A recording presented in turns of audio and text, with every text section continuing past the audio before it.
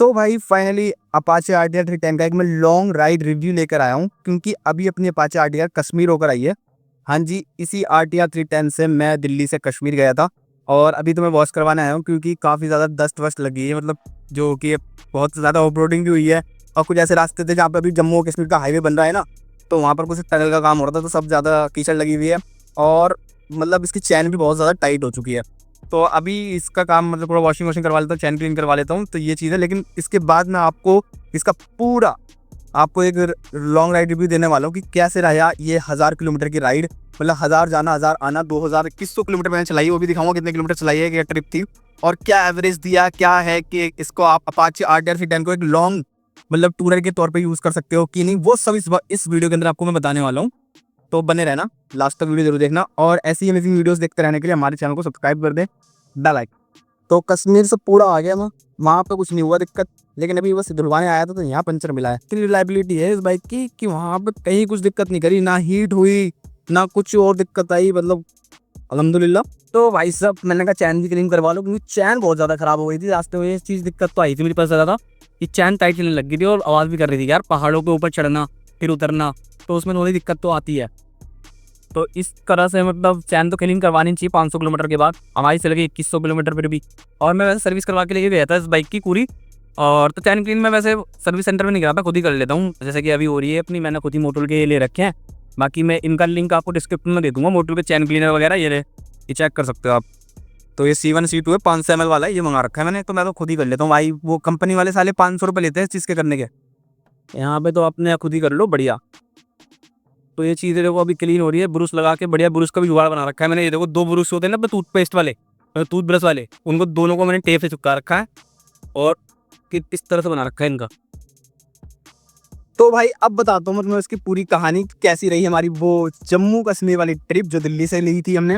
तो उसमें जो टोटल राइड रही हमारी किलोमीटर जो चले वो मैं आपको दिखाता हूँ। सबसे पहले ट्रिप मैंने थोड़ी बीच में करी थी, मतलब जब पेट्रोल भरवाया था एक बार, घर से पेट्रोल फुल करा था जब नहीं करी थी। वैसे अभी आप चेक कर सकते हो कि मेरी बाइक जो है 14,717 किलोमीटर चल चुकी है ऑडोमीटर पे, और जब मैं इसको लेकर गया था तो ये 13,800 किलोमीटर थी।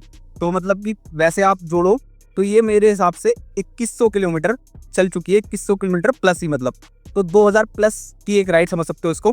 बाकी अगर बात करते हैं, मैं ट्रिप भी साइड करी थी, ट्रिप डिटेल्स में मैंने अम्बाला में जाके साइड करी थी, तो मैंने यहाँ पर फिल करा था। तो मैंने ट्रिप C की बात करूँ तो वहाँ पे आपको वैसे मिल जाएगा कि कितने किलोमीटर चली, तो 1687 किलोमीटर दिखा रहा है और ये 52 एवरेज दिखा रहा है। बाकी 31 किलोमीटर पर लीटर की ये एवरेज दिखा रहा है ओवरऑल। तो ओवरऑल एवरेज की बात करें तो 31 किलोमीटर पर लीटर की, लेकिन मैं आपको जेन्युइनली बताऊं तो इतनी ही दी है, 30-31 टोटल माने तो हाईवे पे, बल्कि इसने ना 35 किलोमीटर 35 किलोमीटर तक की भी एवरेज निकाली, 33 तो कहीं नहीं गई उस हिसाब से। अब ट्रिप बी की बात करते हैं तो ट्रिप बी में आपको यहाँ पे 1690 है, मतलब ये दोनों मैंने बराबर ही कर रखी थी, तो वहाँ पे भी यही डेटा मिलेगा देखने को। लेकिन बात ये नहीं है, बात है मुद्दे की ये कि बहुत से लोग ये कह रहे थे कि आप ना ये बताओ कि लॉन्ग राइड पर कैसे काम करती है। मतलब वैसे तो इसको मेरे पास 2 साल होने वाले हैं, 2 साल होने के बाद अभी ये लॉन्ग राइड से होकर आई है, तो उसका कैसा है, क्योंकि बहुत से लोगों को इससे इशू है कि इसमें वाइब्रेशन इशू है। हाँ जी, की वाइब्रेशन करती है लॉन्ग राइड पे तो दिक्कत करेगी, जनरेटर बन जाती है, पता नहीं कैसे कैसे कमेंट आते हैं। बट मैं आपको अच्छी बताता हूँ भाई, मुझे बिल्कुल भी पूरी ट्रिप में जो 2100 किलोमीटर की रही है ना, उसमें कोई दिक्कत नहीं आई। बल्कि अगर मैं बताऊँ ना, दिल्ली से हम कश्मीर गए तो कश्मीर में मतलब डायरेक्ट तो मैं यहाँ से डायरेक्ट नहीं गया था, वहाँ से आते वक्त मैं मतलब पटनी टॉप रुका, यहाँ से 600 किलोमीटर मैंने डायरेक्ट चलाई और 600 किलोमीटर बड़ी बेटर स्मूथ चली। हाँ, एक दिक्कत मैं बता सकता हूँ इसके अंदर कि वो दिक्कत है इसके सीट्स के अंदर, जो उसकी सीट है ना पिलियन वाली, वो इतनी कंफर्टेबल नहीं है बिल्कुल भी। मतलब जो मेरे साथ पिलियन था ना भाई, उसकी से पिछवाड़ा लाल ही हो गया कह सकते हो। थोड़ी देर मैं भी बैठा पीछे, थोड़ी देर वो बैठे, तो भाई हम 2 जने थे और हम सोलो ही गए थे, मतलब ये सोलो ट्रिप थी, किसी और कोई बंदा साथ में नहीं था, हम पिलियन के साथ गया था।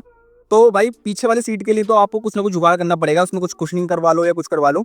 जैसे मैंने तो इसके अंदर ना अपने जब हम गए तो जुगाड़ मैंने अभी इसमें टावल रख ली थी अपनी, हमने टावल लेकर गए थे ना, टावल बीच में फंसा ली थी और टावल पे बैठ के गए, तो जब थोड़ा सा अच्छा लगा। नहीं तो इसमें आपको कुछ ना कुछ तो क्वेश्चन करना पड़ेगा। बाकी अगर बात करें, इसमें मैंने कोई भी एसेसरीज नहीं लगाई है, मतलब जैसे नेकेड बाइक है ना, नेकेड ही है। बाकी कंपनी की तरफ से इसके अंदर आपको ना स्पोर्ट्स टूर बनाने वाली वो एसेसरीज आती है, जैसे पैनियर्स वगैरह आते हैं, विंडशील्ड आती है और बहुत सारी एसेसरीज आती है जो आप लगवा सकते हो, जिससे आपकी ये बाइक पूरी एक स्पोर्ट टूरर हो जाएगी, टूरिंग बाइक में कन्वर्ट हो जाती है। लेकिन मैं तो बिना उसके लिए गया था, सिर्फ मैंने 2 चीज़ें ली थी। एक तो मैंने ये हेलमेट वाला लॉक जो होता है ये ले लिया था, और एक जो अपनी इलास्टिक वाली रोप नहीं आती है वो ले ली थी। और बैग भी मैंने जो माउंट करा था वो मैंने यहाँ पे टैंक पे करा था, पूरा टैंक माउंटेड बैग बनाया। अपना हमारे पास एक ही बैग था, वही हम लेके गए थे। मतलब बहुत अनप्लान ट्रिप थी ये, और लेकिन बताऊं अगर मैं कि चलते में कैसी चली है बाइक की हाईवे पे या सिटीज के अंदर, तो भाई मतलब एकदम चिपक कर। सबसे मेन चीज मुझे उसकी बात अच्छी लगी वो थी इसके क्रूज कंट्रोल।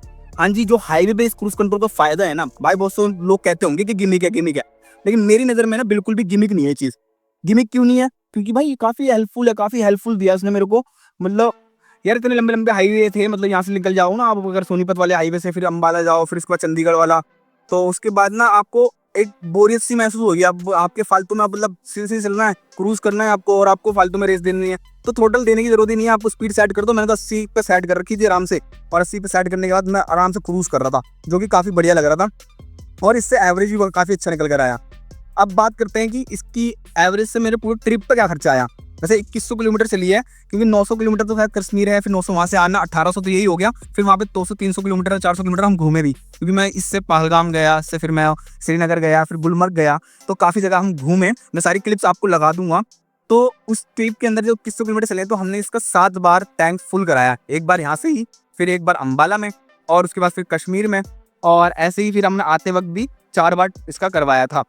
अब बताता हूँ कि गाड़ी हीट करती है कि नहीं करती है। तो हीट तो बिल्कुल भी नहीं करी, इसे कहीं से ही पता नहीं चला। जैसे बहुत सारी बाइक्स है ना, जो 390 है ड्यूक, या कोई और सी इतनी बड़ी सीसी की बाइक होती है जिसमें लिक्विड कूल होता है, तो उसमें ना आपको यहाँ पर लेग्स पर बहुत हीट फील होती है। और जब हम चल रहे थे, मतलब वहाँ जाकर तो थोड़ी ठंडी थी, लेकिन इतना भी ठंड का मौसम नहीं है। आपको पता होगा अभी जून जुलाई चल रही है, और इस वक्त अगर चंडीगढ़ वगैरह जाओ या फिर जम्मू की साइड जाओ, तो वहाँ पे भी गर्मी अच्छी खासी रहती है। तो ये पूरी वन वे एकदम चली 600 किलोमीटर, और कहीं भी हीट का इंसान नहीं था। बल्कि एक चीज़ और बताऊं, आते वक्त तो हम कहीं रुके ही नहीं। मेरे जो 900 के 900 किलोमीटर थे ना, 950 के 900 किलोमीटर, वो हमने सिंगल सुबह निकले थे हम 9 बजे, और वहाँ से हम रात के 1 बजे तक दिल्ली अपने घर आए। तो वो मैंने पूरा का पूरा इस पर सिंगल करा है। बस खाने वाने के लिए रेस्ट लिया होगा हमने, खाना वाना खाया बाकी, लेकिन सिंगल इस पर आए, और कहीं भी कोई भी इसमें दिक्कत नहीं, यहाँ तक कि एक पंचर तक का नहीं आया इसमें। और काफ़ी रिलायबल रही, मतलब मेरे हिसाब से तो अल्हम्दुलिल्लाह सारा काम बढ़िया ही हुआ इससे। और अगर बात करें इसकी लाइट वगैरह की, हाँ जी, लाइट जो है हाईवे पे बड़ी अच्छी काम करती है, या फिर आप कहीं भी जाओ तो इसमें आपको कोई एसेसरीज वाली हाई की टूरिंग के लिए आपको अलग से कोई हाइट लाइट वाइट लगानी पड़ेगी, ऐसा कोई चाहिए नहीं। बल्कि आप इसी जो नॉर्मल LED आती है ना, उससे काम चला सकते हो। मतलब काफ़ी अच्छा थ्रो है इनका लाइट्स का, तो काफ़ी बढ़िया काम करती हैं।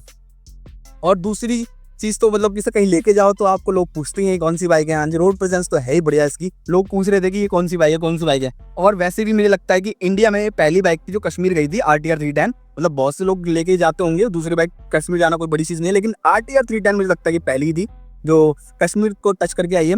बाकी प्लान करते हैं कि इससे अब लद्दाख भी लेके जाएंगे। बाकी इसे हमें सेल करने वाला था, आपने वीडियो भी देखी होगी, सेल करने की वीडियो बनाई थी मैंने। लेकिन अब जब से ये ट्रिप कर आया हूँ, तो मुझे तो ऐसा थोड़ा सा लग रहा है कि यार सेल वाला प्लान छोड़ो, इसको चलाओ। लेकिन देखते हैं अभी, क्योंकि यार वो कुछ फैमिली का रीज़न है जिसको मुझे शेयर करनी पड़ सकती है। तो अगर आप अब भी इंटरेस्टेड हो तो मुझे मैसेज कर सकते हो, तो मैं बता दूंगा। तो मेन बात ये है कि कैसी राइड क्वालिटी रही, तो वो मैं बताऊं तो अगर मुझे बढ़िया राइड क्वालिटी मिली, वो मैंने बोल चुका है। हाँ, ड्रॉबैक की बात कर सकता हूँ। एक तो मुझे पिलियन सीट इसकी ज़्यादा मतलब कंफर्टेबल नहीं लगी। हाँ, अगर आपका जो राइडिंग सीट है वो तो आपको हर बाइक में आपको ऐसी मिलती है, इसको और कुछ नहीं कर सकते हो। लेकिन ये पिलियन सीट बहुत ही अनकंफर्टेबल है यार, मतलब 100-200 किलोमीटर में ही मतलब इसमें पेन होने लग जाता है आपके, तो मतलब वो काफ़ी अच्छी नहीं है। बाकी इसमें अगर कुछ मॉडिफिकेशन करवानी पड़ेगी अगर आप टूरिंग के लिए जाओगे तो। दूसरी चीज़ जो मुझे ड्रॉबैक लगता है इसका, वो है इसका फ्यूल टैंक। हाँ जी, फ्यूल टैंक इसमें 11 लीटर का मिलता है यार। मतलब 200-300 किलोमीटर 300 किलोमीटर चलने के बाद फिर से फिल कराओ। तो लॉन्ग ट्रिप के लिए ये है कि आपको, मैंने भी जाते जाते कश्मीर में 3 बार फिल करा लिया था, तो इसको ये चीज़ तो है कि आपको फिल कराना पड़ेगा बार बार। 11 लीटर का फ्यूल टैंक है, 300 किलोमीटर ही चलती है, 310 320 ऐसा मान लो। अगर अच्छी एवरेज मिल रही है तो 300 तो चलेगी। और सिर्फ ये अब हाईवे पे नहीं चली है, चलिए पहाड़ों पर भी है, कश्मीर में चली है। तो वहाँ पर कैसा इसने परफॉर्मेंस दी, तो वहाँ पर की बात करूँ तो परफॉर्मेंस काफ़ी बढ़िया थी। मतलब कि इसको अगर मैं कोई से भी गियर में उठा रहा था ना पहाड़ों पर भी हिल्स में, तो वहाँ पर भी बड़े आराम से चढ़ रही थी, मतलब कोई दिक्कत नहीं आ रही थी। हाँ, एक चीज़ थी कि मतलब 1 किलोमीटर चलने के बाद ना आपकी चैन ढीली हो जाती है। कोई सी भी बाइक हो, मेरे को लगता है कि हर किसी बाइक की जाती है, इसकी भी चैन आते वक्त मेरे को उसमें आवाज़ आने लग गई थी चैन के अंदर।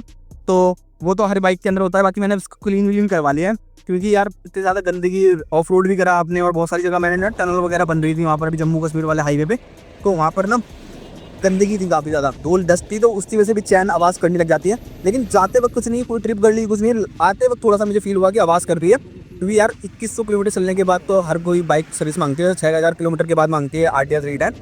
लेकिन इतने में चैन तो आपको 500-1000 किलोमीटर के बाद करवा लेनी चाहिए क्लीन। जो मैंने बताया वाइब्रेशन की, तो वाइब्रेशन भाई इसमें मतलब फील थोड़ी बहुत तो मैं टाइम के लिए होगी हल्की फुल्की, लेकिन एक टाइम की बात नहीं कि इसका इंजन जब गर्म हो जाता है, मतलब जब उसको इंजन पूरा अच्छे से गर्म हो जाता है, जब ये बिल्कुल भी वाइब्रेशन नहीं करती, एकदम रम्मा चलती है बढ़िया करके एकदम, और बहुत ही अच्छे परफॉर्मेंस देती है उस समय।